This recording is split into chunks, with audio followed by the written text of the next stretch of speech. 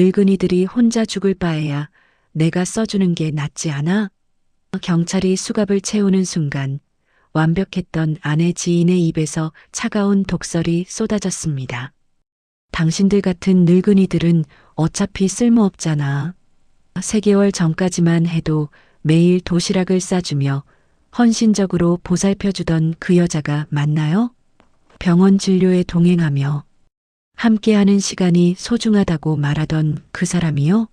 하지만 진실은 더욱 끔찍했습니다. 지난 10년간 최소 8명의 독거노인을 속여온 전문 사기꾼이었고 한 할아버지는 모든 재산을 잃고 목숨을 끊기까지 했다는 사실이 밝혀졌거든요. 과연 완벽했던 황혼 로맨스 뒤에 숨겨진 진실은 무엇이었을까요? 오늘의 사연 시작합니다. 아내가 세상을 떠난 지 벌써 3년이 흘렀습니다. 대기업 임원직에서 은퇴한 지도 6개월이 지나면서 저는 매일 같은 시간에 혼자 식사를 하고 혼자 잠자리에 드는 일상이 견디기 힘들어졌습니다. 아버지, 요즘 어떻게 지내세요? 큰딸 미경이가 가끔 안부 전화를 걸어오지만 자녀들도 각자 바쁜 생활에 치여 예전처럼 자주 연락하지는 않았습니다. 특히 막내딸 수아는 제가 혼자 지내는 것을 걱정하면서도 직장일로 바빠 한 달에 한 번 보기도 어려웠죠. 어느 날 오후 저는 더 이상 이런 외로움을 견딜 수 없어서 인터넷을 검색하다가 황금연 재혼중개라는 업체를 발견했습니다. 안녕하세요. 어서 오세요. 상담사는 40대 중반으로 보이는 친절한 여성이었습니다. 그녀는 제 경제적 상황과 건강 상태를 꼼꼼히 확인한 후 환한 미소를 지었어요. 정말 좋은 분이 계세요. 완벽하다고 할 수 있을 정도로요. 상담사가 건네준 프로필 사진 속 여성은 47세 지인이라는 분이었습니다. 교사 출신의 온화한 미소, 단정한 외모를 가진 그녀는 남편을 일찍 여의고 홀로 살아가고 있다고 소개되었죠. 언제 만나볼 수 있을까요? 저는 가슴이 두근거리는 걸 느끼며 물었습니다. 일주일 후 시내 조용한 카페에서 지인을 처음 만났습니다. 사진보다 더 우아하고 차분한 인상이었어요. 처음 뵙겠습니다. 지인이라고 합니다. 지인이 고개를 살짝 숙이며 인사했습니다. 그녀의 목소리는 부드럽고 따뜻했죠. 저는 김정수입니다. 반갑습니다. 요즘 어떻게 지내세요? 은퇴 후 생활이 많이 달라지셨을 것 같은데요.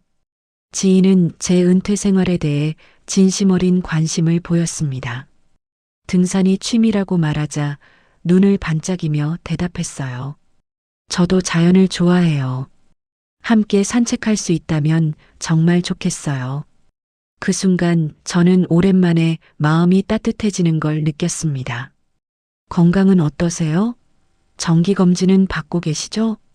지인이 걱정스러운 표정으로 물었습니다. 아, 그런 것도 신경 써야 하는데. 함께하는 시간이 소중한 만큼 건강이 가장 중요해요. 지인의 세심한 배려에 저는 감동했습니다.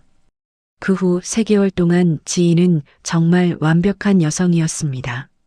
매일 아침 직접 만든 도시락을 가져와 함께 식사했고 병원 진료에도 동행해 주었어요. 오늘 검사 결과는 어떻게 나왔어요? 다행히 별 이상 없대요. 정말 다행이에요. 앞으로도 꾸준히 관리해야 해요. 지인은 제 말 한마디 한마디에 공감하고 위로해 주었습니다. 이런 여성이 세상에 있다는 게 믿어지지 않을 정도였죠. 마침내 저는 용기를 내어 자녀들에게 재혼 계획을 알렸습니다. 아버지, 정말 결혼하실 생각이세요? 큰딸 미경이가 놀란 목소리로 물었습니다. 그래, 좋은 분을 만났거든. 하지만 막내딸 수아의 반응은 달랐습니다. 아버지, 그 여자가 아버지 재산을 노리는 건 아니에요? 수아가 날카로운 목소리로 말했습니다. 수아야, 그런 말 하지 마라. 아버지는 너무 순진하세요. 요즘 황혼 재혼 사기가 얼마나 많은데요. 수아의 강한 반대로 저희 부녀 관계는 급격히 냉랭해졌습니다. 지인에게 이 일을 털어놓자 그녀는 상처받은 표정을 지었어요. 저 때문에 가족들과 사이가 나빠지는 건 아닌지 걱정돼요. 지인이 눈물을 글썽이며 말했습니다. 괜찮아요. 시간이 해결해 줄 거예요. 저도 그렇게 생각해요. 우리만의 행복을 지켜나가요. 지인은 오히려 저를 더욱 세심하게 챙겨주었습니다. 드디어 혼인신고를 마친 날 밤이었습니다. 지인이 갑자기 진지한 표정을 지으며 말했어요. 이제 정말 가족이 되었으니 서로를 완전히 믿어야 하지 않을까요? 물론이죠. 그런데 지인이 갑자기 제 휴대폰을 보려고 손을 뻗었습니다. 뭐 하는 거예요? 가족이니까 서로 비밀이 있으면 안 되잖아요. 저는 당황해서 휴대폰을 뒤로 숨겼습니다. 그 순간 지인의 눈빛이 차갑게 변했어요. 하지만 곧 환한 웃음을 지으며 말했습니다. 농담이에요. 미안해요. 신혼 일주일이 지났을 때였습니다. 저는 아이들과 식사 약속을 잡으려고 했어요. 새 출발을 위해서는 과거와 단절이 필요해요. 지인이 말했습니다. 하지만 제 자식들인데 조금만 시간을 주세요. 제가 마음의 준비를 할 시간이 필요해요. 그런데 이상한 일이 계속 일어났습니다. 제가 아이들과 약속을 잡으려고 할 때마다 지인이 갑자기 몸살을 앓거나 응급 상황이 생겼어요. 어느 날 수아가 갑자기 집에 찾아왔습니다. 하지만 지인이 문 앞에서 막아섰어요. 아버지가 피곤해 하세요. 다음에 오시면 안 될까요? 저는 나중에야 이 사실을 알고 지인에게 따졌습니다. 왜 수아를 돌려보냈어요? 지인이 눈물을 흘리며 대답했어요. 오해예요. 정말 몸이 안 좋아 보이셔서 그랬어요. 앞으로는 그러지 마세요. 네, 죄송해요. 한 달이 지나면서 저는 이상한 느낌을 받기 시작했습니다. 지인은 저와 자녀들 사이의 만남을 교묘하게 막으면서도 겉으로는 완벽한 아내의 모습을 유지했어요. 저는 점점 세상과 단절되어 가는 느낌이었습니다. 과연 이것이 정상적인 결혼 생활일까요? 지인의 진짜 모습이 궁금해지기 시작했습니다. 혼인 2달째 되던 어느 날 아침이었습니다. 지인이 아침 식사를 준비하면서 갑자기 진지한 표정을 지었어요. 여보, 우리 재산 관리에 대해 생각해 봤어요? 지인이 접시를 놓으며 물었습니다. 재산 관리요? 네, 노후 자금을 제대로 관리해야 하지 않을까요? 은행 예금부터 부동산, 주식까지 체계적으로 정리하면 좋을 것 같아요. 지인은 이미 준비해둔 계획서를 꺼내 보여주었습니다. A사 용지 여러 장에 깔끔하게 정리된 내용이었어요. 이렇게 자세히 준비하셨네요. 우리 미래를 위해서니까요. 모든 걸 공동 명의로 바꾸면 관리가 훨씬 쉬워져요. 처음에는 아내로서 가정을 생각하는 마음이라고 여겼습니다. 하지만 지인은 그 다음 날부터 매일 같은 이야기를 꺼내기 시작했어요. 여보, 신뢰의 증표로 자산 정리를 해보면 어떨까요? 아직 좀 더 생각해 볼게요.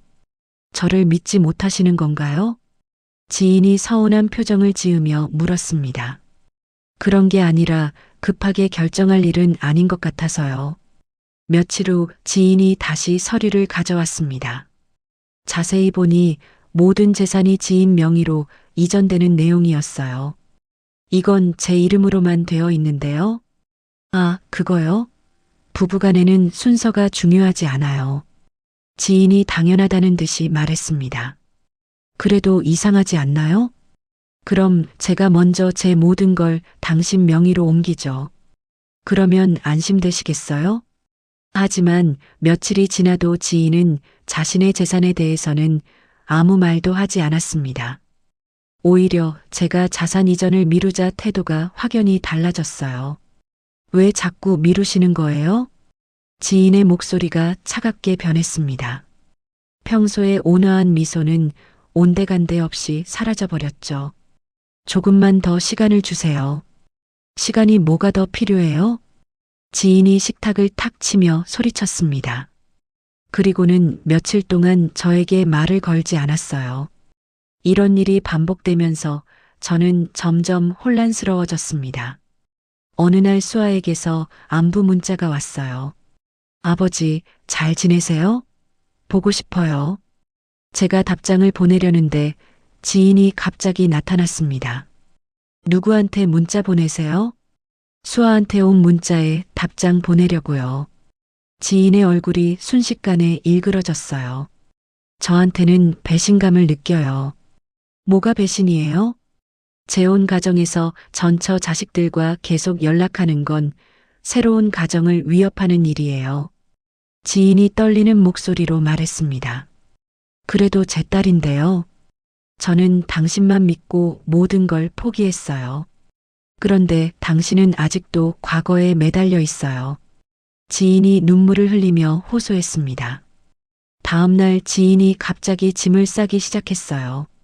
어디 가세요? 저는 이제 집을 나가겠어요. 진정한 신뢰가 없는 결혼은 의미가 없어요. 지인이 가방을 들고 현관으로 향했습니다. 일주일 동안 지인이 집을 비운 사이 저는 혼자만의 시간을 가질 수 있었습니다. 문득 지인의 과거가 궁금해져서 인터넷을 검색해 봤어요. 지인, 교사, 47세. 하지만 아무리 찾아도 그녀에 대한 정보는 나오지 않았습니다. 중개업체에서 받은 프로필 외에는 그 어떤 흔적도 발견할 수 없었어요. 지인이 집으로 돌아온 날 저는 용기를 내어 물어봤습니다. 당신 과거 직장 동료들이나 친구들 이야기를 들어본 적이 없는데요. 과거는 중요하지 않아요. 지인이 시큰둥하게 대답했습니다. 그래도 궁금해서요. 어느 학교에서 가르치셨어요? 왜 자꾸 캐묻는 거예요? 지인의 목소리가 날카로워졌어요. 그냥 궁금해서. 의심만 하는 남편과는 살 수 없어요. 지인이 갑자기 소리를 지르며 히스테리를 부렸습니다. 이런 모습은 처음 보는 거였어요. 그날 밤 저는 일찍 잠자리에 들었습니다. 새벽 3시쯤 누군가 제 휴대폰을 만지는 기척이 느껴졌어요. 살며시 눈을 떠보니 지인이 제 휴대폰을 들여다보고 있었습니다. 뭐 하는 거예요? 제가 깜짝 놀라며 일어나자 지인이 휴대폰을 던지며 소리쳤어요. 당신 딸과 비밀리에 연락하고 있었잖아요. 지인이 수아의 문자 메시지를 보여주며 화를 냈습니다. 그게 뭐가 문제예요? 저에게 거짓말하면서 딸과 몰래 연락한 거잖아요. 이게 바로 배신이에요. 그 다음 날부터 지인의 요구는 더욱 구체적이고 절박해졌습니다. 3일 내에 은행 업무를 처리하지 않으면 이 결혼을 재고해야겠어요. 지인이 냉정한 목소리로 최후 통첩을 내렸어요. 그렇게 급할 이유가 뭐예요? 당신만 믿고 모든 것을 포기했는데 이렇게 의심받을 줄은 몰랐어요. 지인이 다시 눈물을 흘리며 호소했습니다. 이틀째 되는 날 아침이었습니다. 은행에 가기 전에 저는 옷장에서 돌아가신 아내의 유품을 꺼내 보았어요. 결혼 반지가 들어있는 작은 상자였습니다. 이게 정말 사랑일까? 문득 그런 생각이 들었습니다. 아내와 함께했던 30년과 지인과의 몇 달을 비교해 보니 뭔가 다른 느낌이었어요. 지인이 부엌에서 설거지를 하는 모습을 바라보며 저는 그녀의 눈빛을 자세히 관찰했습니다. 사랑이라기보다는 다른 감정이 느껴졌어요. 마치 무언가를 간절히 원하는 듯한 눈빛이었습니다. 뭔가 심각하게 잘못되었다는 직감이 들기 시작했습니다. 은행 방문을 하루 미룬 그날 오후였습니다. 집 앞 현관문을 열고 나가려는데 누군가 저를 부르는 소리가 들렸어요. 정수 형님. 뒤돌아보니 20년 넘게 연락이 끊어졌던 전 직장 동료 박성우 이사가 서 있었습니다. 그는 평소보다 훨씬 심각한 표정을 짓고 있었어요. 성호야. 어떻게 여기까지? 형님, 중요한 이야기가 있어요. 여기서 말하기는 그러니까 잠깐 나와주실 수 있어요? 박 이사가 주변을 살피며 조심스럽게 말했습니다. 무슨 일이야? 가까운 곳에 카페가 있잖아요. 거기서 얘기해요. 우리는 집에서 5분 거리에 있는 조용한 카페로 향했습니다. 박 이사는 계속 뒤를 돌아보며 누군가 따라오는지 확인하고 있었어요. 카페에 도착해서 구석진 자리에 앉자 박 이사가 망설이며 입을 열었습니다. 형님, 혹시 최근에 재혼하신 분이 지인이라는 여자죠? 저는 깜짝 놀라며 반문했어요. 어떻게 그걸 알아? 그럼 정말 그 여자와 결혼하신 거군요. 박 이사가 한숨을 쉬며 스마트폰을 꺼냈습니다. 그리고 저에게 사진 하나를 보여주었어요. 이 여자 맞죠? 화면에는 지인의 모습이 선명하게 찍혀 있었습니다. 이 사진을 어디서? 형님, 이 여자 때문에 고생한 사람이 저만이 아니에요.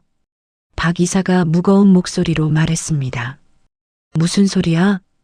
5년 전 제 어머니를 돌보는 일이 있었어요.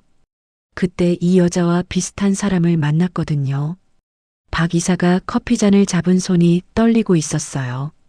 어머니께서 연세가 많으셔서 돌봄 도우미가 필요했어요. 그런데 이 여자가 돌봄 업체 직원이라고 나타났죠. 그래서 처음에는 정말 친절하고 헌신적이었어요. 어머니도 무척 좋아하셨고요. 박 이사가 깊은 한숨을 쉬었습니다. 그런데 한 달 정도 지나니까 어머니 통장이랑 부동산 서류를 달라고 하더라고요. 더 나은 관리를 위해서라면서요. 설마. 다행히 제가 의심스러워서 사설 탐정을 고용했어요. 박 이사가 가방에서 두꺼운 파일을 꺼내 제게 건네주었습니다. 이게 뭐예요? 지인의 진짜 정체에 대한 모든 기록이에요. 저는 떨리는 손으로 파일을 열어봤습니다. 첫 페이지에는 지인의 실명이 적혀 있었어요. 김미경. 이게 지인의 진짜 이름이란 말이야?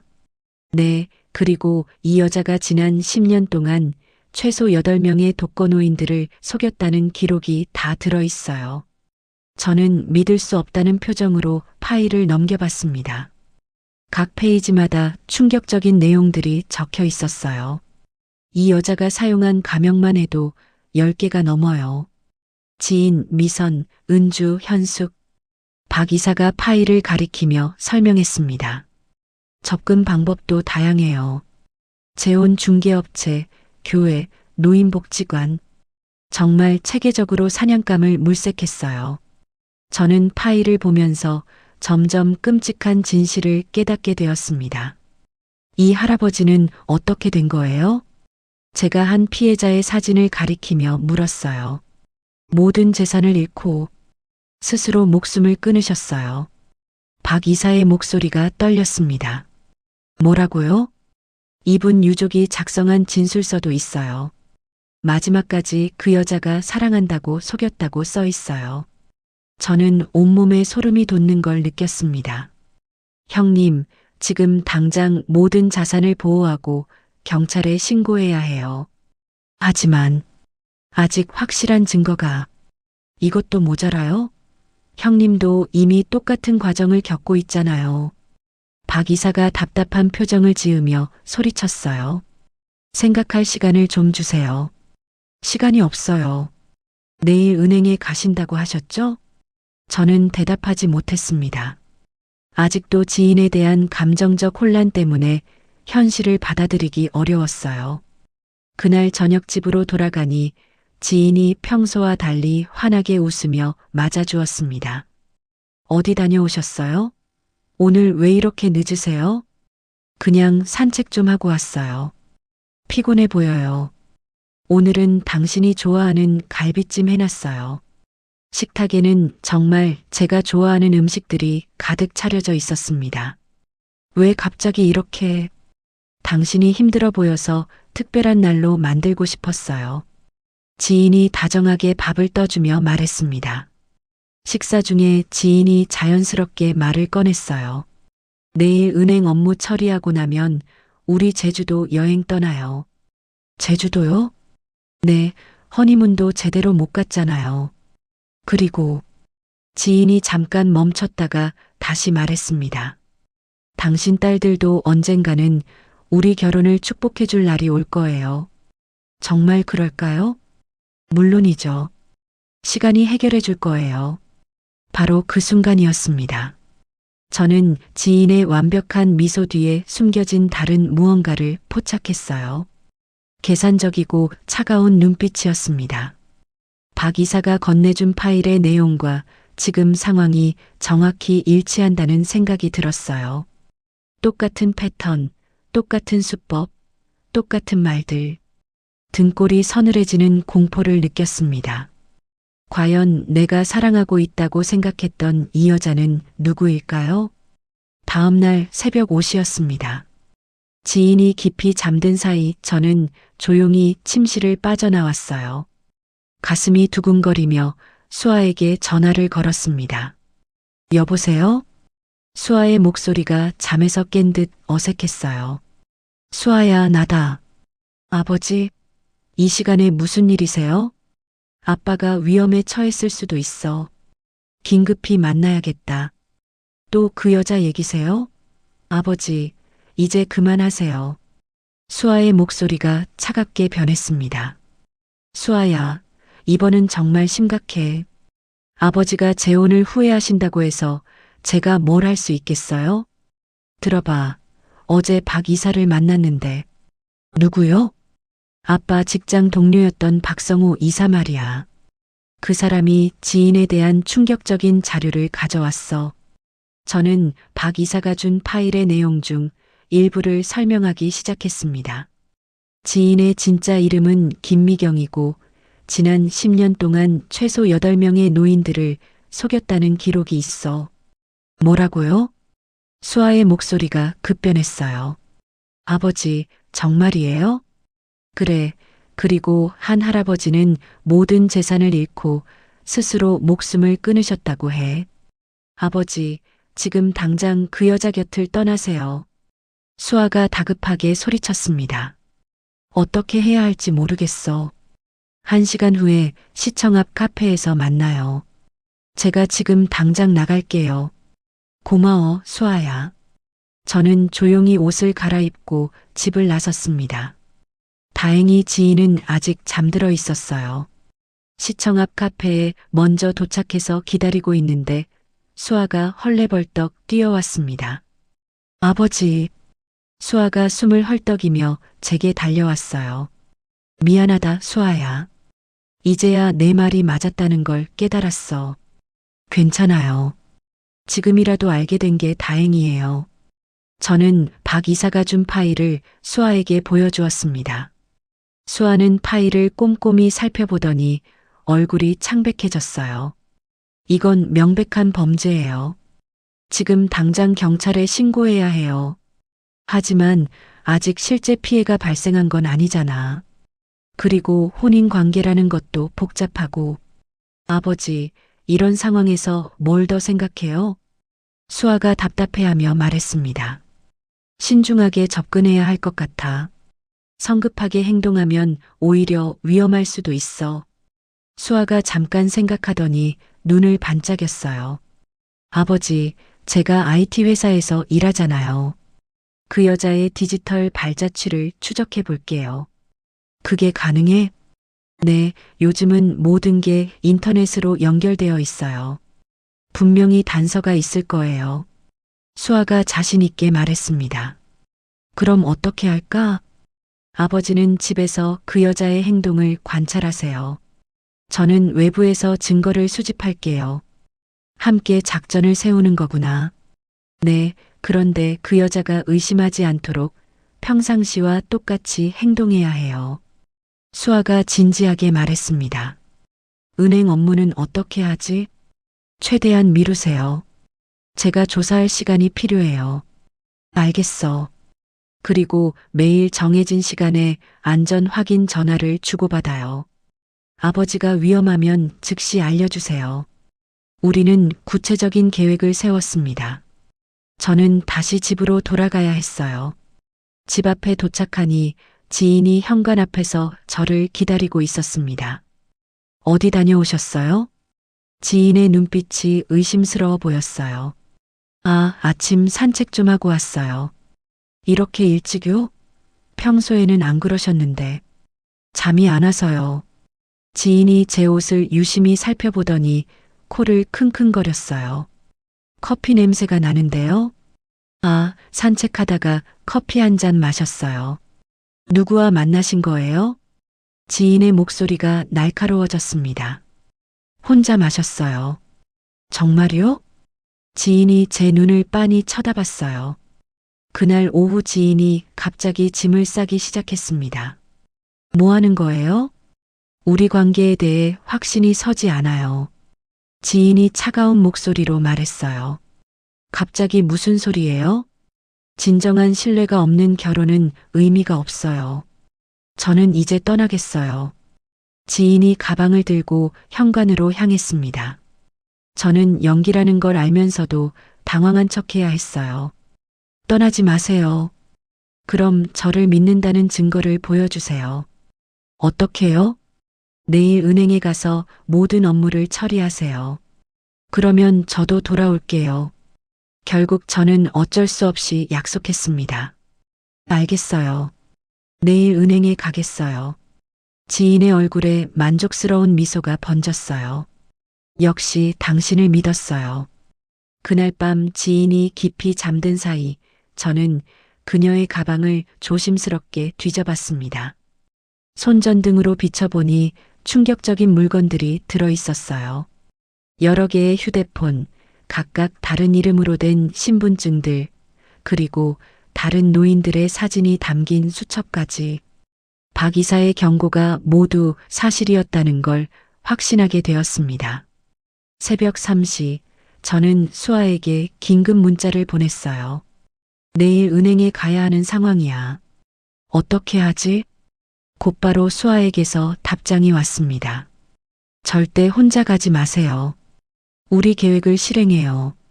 아버지를 지켜내겠어요. 드디어 지인과의 진짜 승부가 시작되는 순간이었습니다. 다음 날 아침 지인이 아침 식사를 준비하면서 말했습니다. 오늘 드디어 은행에 가는 날이네요. 그런데 생각해보니 이렇게 중요한 일을 성급하게 처리할 게 아니라 변호사와 상담을 받아보는 게 좋을 것 같아요. 지인의 손이 순간 멈췄어요. 그리고 억지로 미소를 지으며 대답했습니다. 변호사요? 네, 신중하게 처리하는 게 좋잖아요. 그럼, 그것도 좋겠네요. 신중한 처리가 물론 좋죠. 지인이 동의하는 척했지만 눈빛에서는 경계심이 역력했어요. 혹시 저를 믿지 못하시는 건 아니죠? 그런 게 아니라 큰 돈이 움직이는 일이니까요. 당연히 그래야죠. 당신이 신중하게 생각하는 모습이 좋아요. 하지만 지인의 미소는 어색해 보였습니다.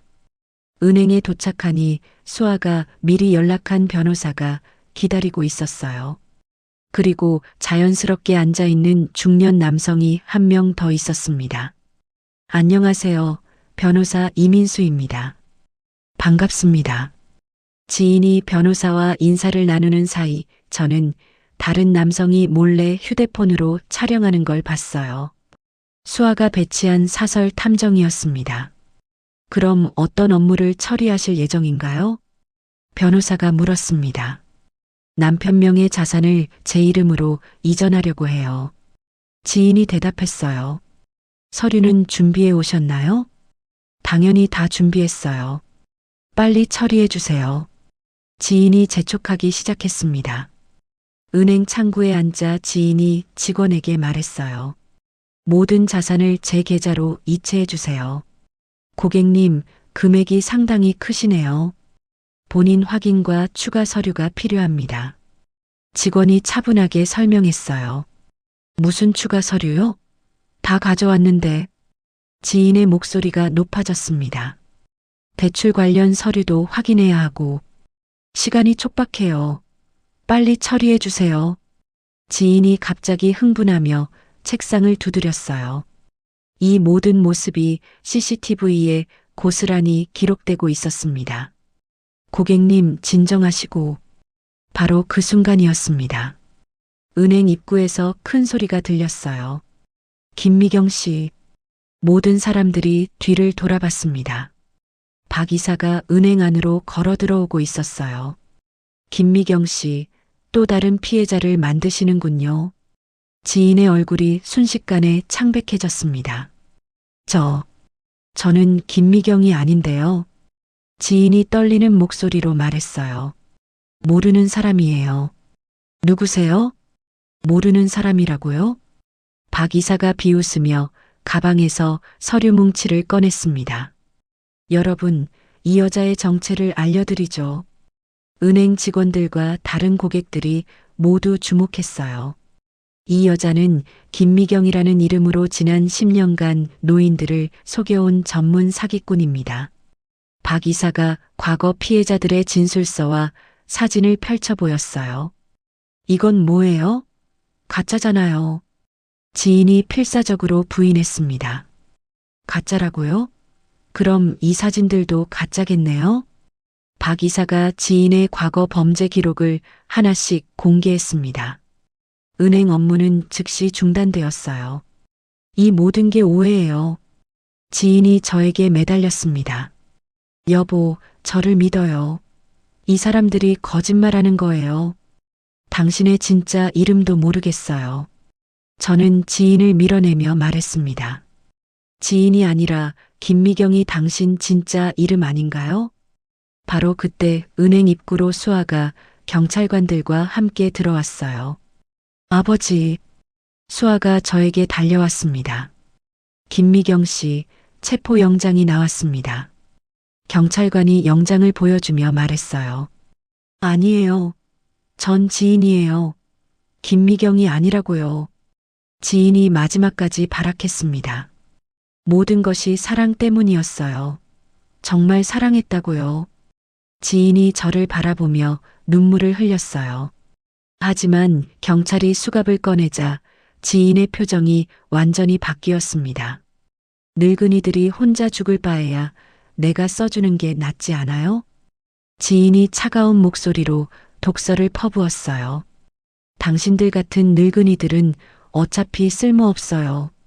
진짜 모습을 드러낸 지인의 모습은 충격적이었습니다. 경찰관이 지인에게 수갑을 채웠어요. 김미경, 당신은 사기죄로 체포됩니다. 지인이 수갑을 찬 채 경찰차로 향하는 모습을 보며 저는 수아와 포옹했습니다. 수아야, 고마워. 아버지, 정말 다행이에요. 우리 가족을 지켜냈구나.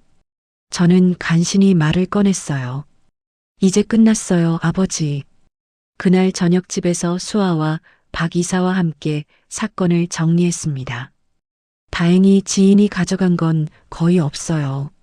수아가 통장을 확인하며 말했어요. 정말 다행이야. 이제 정말 끝났어요. 박 이사가 안도의 한숨을 쉬었습니다. 평온한 노후를 보낼 수 있겠네요.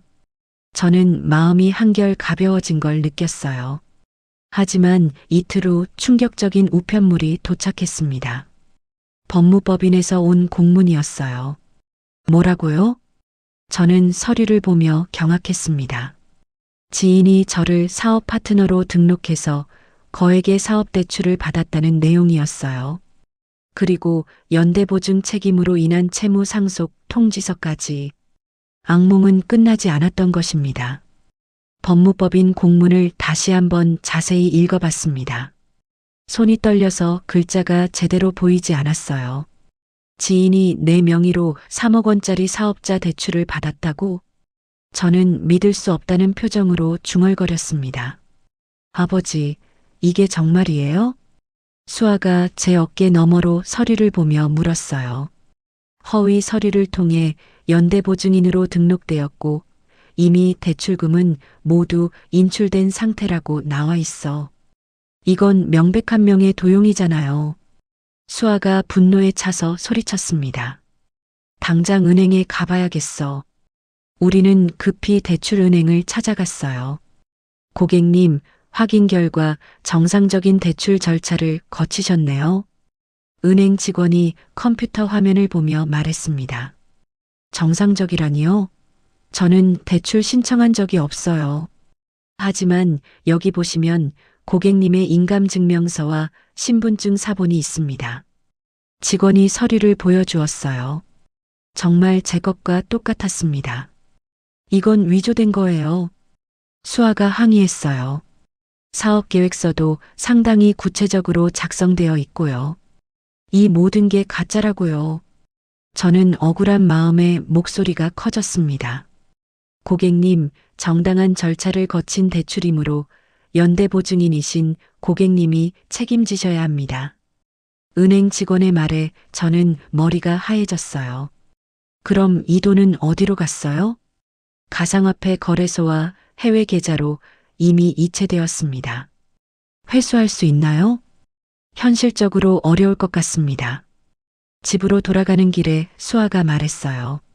아버지, 변호사를 찾아가 봐야 해요. 변호사 사무실에서 상담을 받았지만 답답한 소식만 들었습니다. 명의 도용을 입증하기가 쉽지 않습니다. 변호사가 고개를 저으며 말했어요. 이미 혼인 관계였기 때문에 서류상 조작을 증명하는데 상당한 시간이 걸릴 것 같습니다. 그럼 당장은 어떻게 해야 해요? 일단 채무를 인정하고 분할 상환 계획을 세우는 게 현실적입니다. 저는 절망적인 기분이 들었어요. 집에 도착하니 또 다른 우편물이 와 있었습니다. 이번에는 투자회사에서 온 독촉장이었어요. 공동 투자자로 등록된 고객님이 미납 투자금 2억 원을 즉시 납부하시기 바랍니다. 또 2억이라고? 수아가 서류를 보며 경악했어요. 이제 총 5억이 넘어가는 거네요. 그날 밤 수아가 컴퓨터로 지인의 흔적을 추적했어요. 아버지, 이것 좀 보세요. 수아가 화면을 가리키며 말했습니다. 이 여자가 아버지와 결혼하기 전부터 체계적으로 아버지 신용정보를 수집했어요.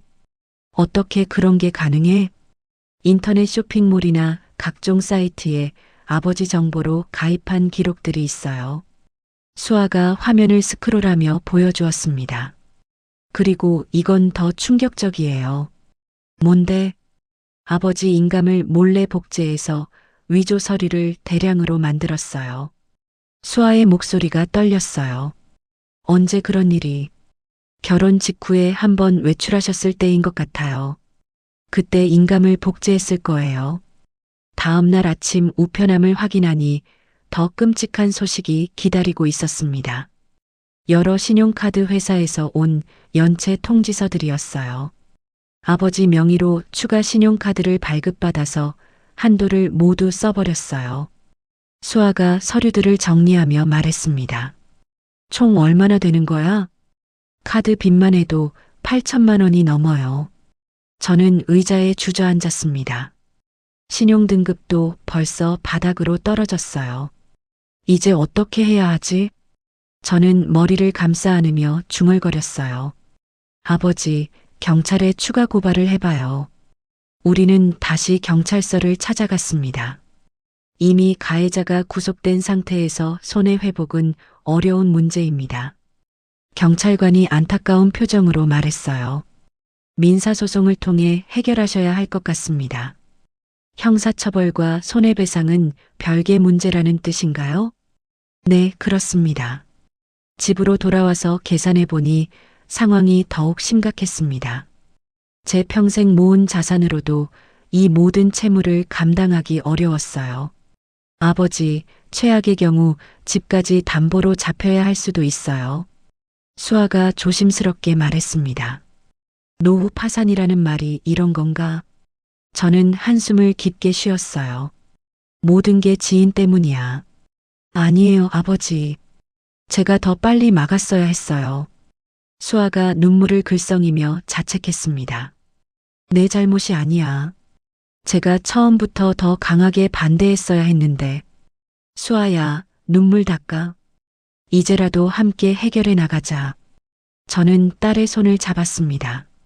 마지막 희망을 포기하면 안 되잖아. 정말 방법이 있을까요? 있을 거야. 반드시 있을 거야. 저는 굳은 의지로 대답했어요. 하지만 속으로는 막막한 심정이었습니다. 과연 이 절망적인 상황에서 벗어날 수 있을까요? 그 순간 수아가 갑자기 눈을 번뜩였어요. 아버지, 혹시 이 모든 일이 조직적으로 이뤄진 건 아닐까요? 무슨 뜻이야? 지인 혼자서 이렇게 정교한 범죄를 저지를 수는 없어요.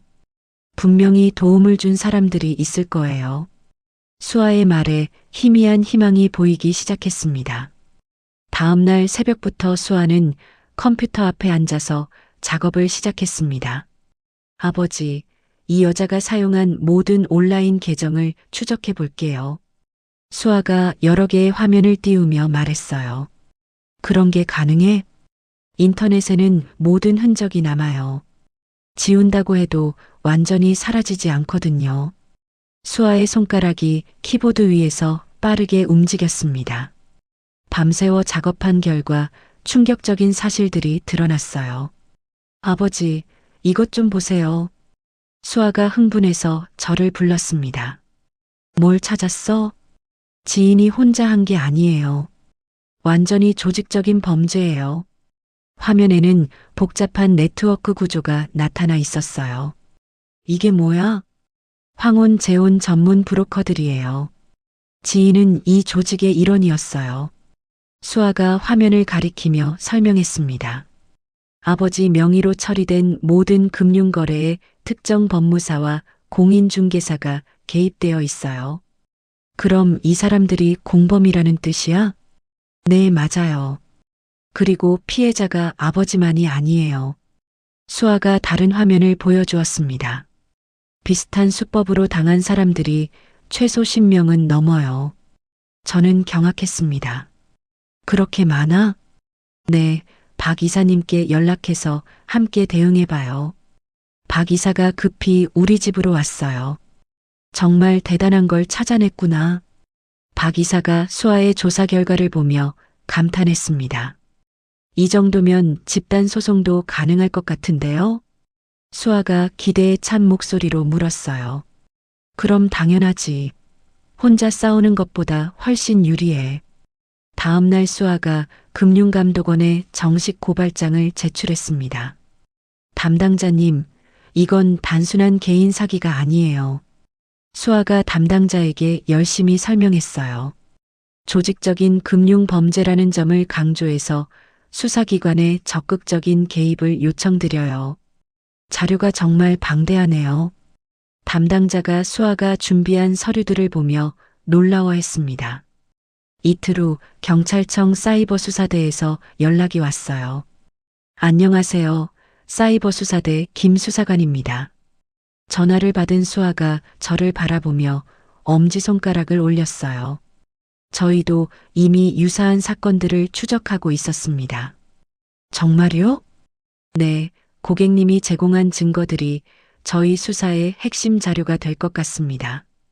수사관의 말에 저는 가슴이 두근거렸어요. 이제 피해자가 아니라 핵심 증인이 되신 거예요. 일주일 후 놀라운 소식이 들려왔습니다. 아버지, 브로커들이 줄줄이 잡혔어요. 수아가 뉴스를 보며 소리쳤어요. 정말이야? 네, 그리고 이 사람들이 보관하고 있던 서류에서 아버지 명의 도용에 사용된 모든 위조 문서가 발견됐어요. 위조 과정까지 다 기록되어 있다고 하네요. 박 이사가 덧붙여 말했습니다. 그 다음 주에는 더 큰 소식이 전해졌어요. 검찰이 특별수사팀을 구성했대요. 수아가 신문을 들고 뛰어왔습니다. 노인 대상 조직적 금융 사기로 분류됐어요. 그럼 우리 상황도 달라지는 거야? 네, 피해 회복을 위한 특별 절차를 마련하겠다고 발표했어요. 저는 처음으로 희망을 느꼈습니다.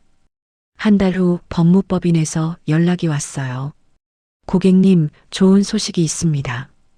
변호사의 목소리가 밝았어요. 위조 서류를 근거로 한 모든 계약이 무효라는 법원 판결이 나왔습니다. 정말요? 네, 그리고 은행과 투자회사들도 조직 범죄 피해자에 대한 구제 조치에 동의했습니다. 채무 면제가 된다는 뜻인가요? 네, 맞습니다. 신용회복 절차도 함께 진행될 예정입니다. 저는 믿을 수 없다는 표정으로 수아를 바라봤어요. 수아야, 우리가 해냈구나. 아버지, 정말 다행이에요. 수아가 저를 껴안으며 눈물을 흘렸습니다. 6개월 후 더 놀라운 소식이 들려왔어요. 지인이 태국에서 잡혔어요. 박 이사가 급히 전화를 걸어왔습니다. 정말이야? 국제공조수사로 검거됐대요. 곧 국내로 송환될 예정이래요. 그 여자가 숨겨둔 돈도 찾았나? 일부 자산이 회수됐어요. 피해자들에게 손해배상이 이뤄질 거래요. 실제로 몇 달 후 저는 일부 손해배상금을 받을 수 있었습니다. 완전한 회복은 아니지만 그래도 다행이에요. 수아가 통장을 확인하며 말했어요. 이 정도면 충분해. 가장 중요한 건 우리 가족이 함께라는 거잖아. 모든 법적 절차가 끝난 후 저는 다른 자녀들에게도 연락했습니다. 미경아, 오랜만이다. 아버지, 그동안 걱정 많이 했어요. 큰딸 미경이가 반가운 목소리로 대답했어요. 아빠가 잘못했어. 이번 일로 가족이 얼마나 소중한지 깨달았어. 아버지, 괜찮아요. 이제 다 지나간 일이에요. 온 가족이 모인 저녁 식사 자리에서 저는 진심으로 사과했습니다. 여러분에게 심려를 끼쳐서 정말 미안해요. 아버지, 이제 그런 말씀하지 마세요. 수아가 제 손을 잡으며 말했어요. 이 시련을 통해 우리 가족이 더 단단해진 것 같아요. 정말 그런 것 같아. 고마워, 수아야. 저야말로 아버지를 지킬 수 있어서 다행이에요. 그날 밤 저는 오랜만에 편안한 잠을 잘 수 있었습니다. 악몽 같은 시간이 끝나고 진정한 평화가 찾아온 기분이었어요. 모든 사건이 정리된 지 벌써 1년이 흘렀습니다. 법원에서 지인과의 결혼을 무효화하는 최종 판결이 나온 날을 아직도 생생히 기억해요. 판결문을 낭독하겠습니다. 판사가 엄숙한 목소리로 말했습니다. 피고 김미경과의 혼인은 사기에 의한 것으로 인정되어 무효로 선언합니다. 그 순간 저는 마침내 모든 것이 끝났다는 안도감을 느꼈어요. 아버지, 이제 정말 끝났어요. 옆에 앉아있던 수아가 제 손을 꽉 잡으며 말했습니다. 그래, 이제 새로 시작할 수 있겠구나. 신용등급도 완전히 회복되었고 평온한 일상으로 돌아갈 수 있었지만 여전히 처음 만나는 사람들에 대한 경계심은 남아 있었어요. 아버지, 제가 새로운 사업을 시작하려고 해요. 어느 날 수아가 진지한 표정으로 말했습니다. 무슨 사업이야? 노인 대상 금융 사기 예방을 위한 사회적 기업이에요. 정말 좋은 생각이구나. 저희가 겪은 일을 다른 분들은 당하지 않도록 도와드리고 싶어요. 수아의 눈빛이 반짝였어요. 아빠도 함께 참여해 주세요. 피해자 상담과 예방 교육을 해주시면 더욱 의미가 있을 것 같아요. 내가 도움이 될까? 물론이에요. 직접 경험하신 분의 이야기가 가장 설득력 있거든요. 그렇게 저는 제2의 인생을 시작하게 되었습니다. 어느 주말 수아가 손자 민수를 데리고 놀러 왔어요. 할아버지, 민수가 저에게 달려와 안겼습니다. 우리 민수 컸네. 할아버지는 왜 혼자 사세요? 민수가 천진난만하게 물었어요. 할아버지에게는 너희들이라는 최고의 가족이 있단다. 정말이에요? 그럼 할아버지가 거짓말하겠니? 저는 진심으로 대답할 수 있었습니다. 박 이사와는 이제 정기적으로 만나서 등산을 하며 우정을 나누고 있어요. 형님, 요즘 어떻게 지내세요? 박 이사가 등산로에서 물었습니다. 덕분에 잘 지내고 있어. 성우야, 정말 고마워. 형님 덕분에 저도 의미 있는 일을 했어요. 그런데 성우야, 우리도 노인 보호 활동에 함께 참여해 보는 게 어떨까? 좋은 생각이네요. 저도 그런 생각을 하고 있었어요. 가끔 혼자 있을 때면 지인과의 시간들이 떠오르곤 합니다. 하지만 이제는 분노보다는 다른 감정이 들어요.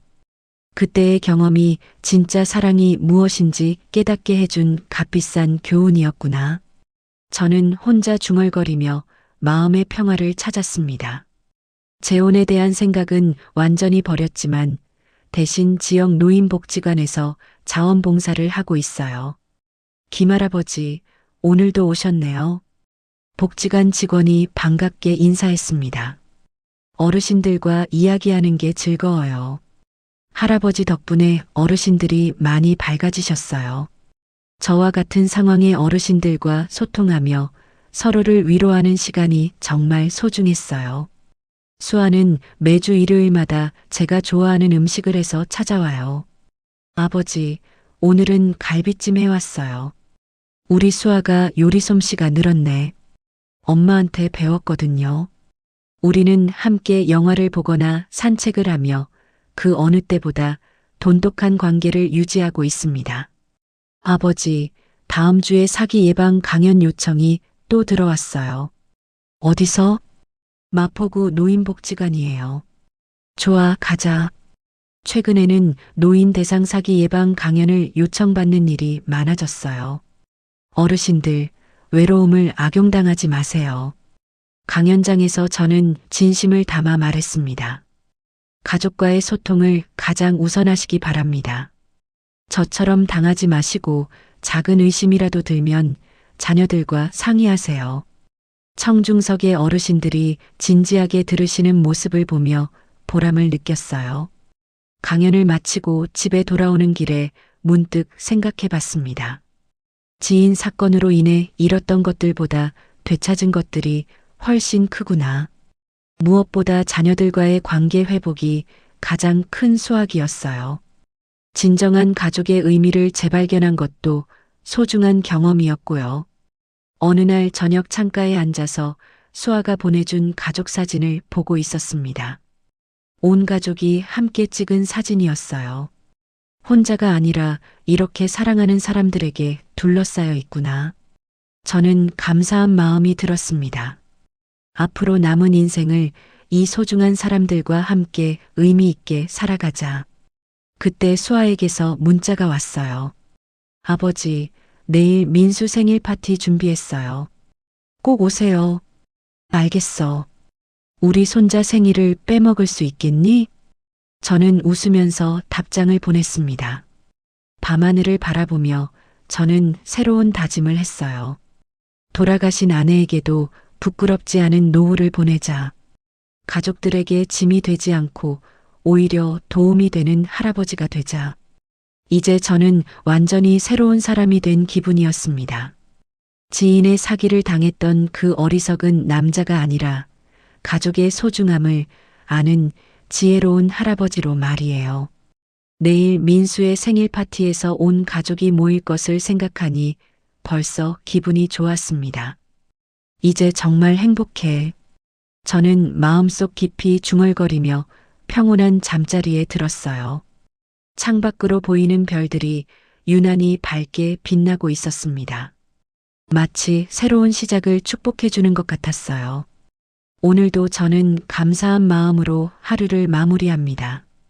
그리고 내일 또 사랑하는 가족들과 함께할 수 있다는 기대감으로 가슴이 따뜻해집니다. 외로움을 이용한 황혼 사기는 생각보다 우리 주변에 가까이 있습니다.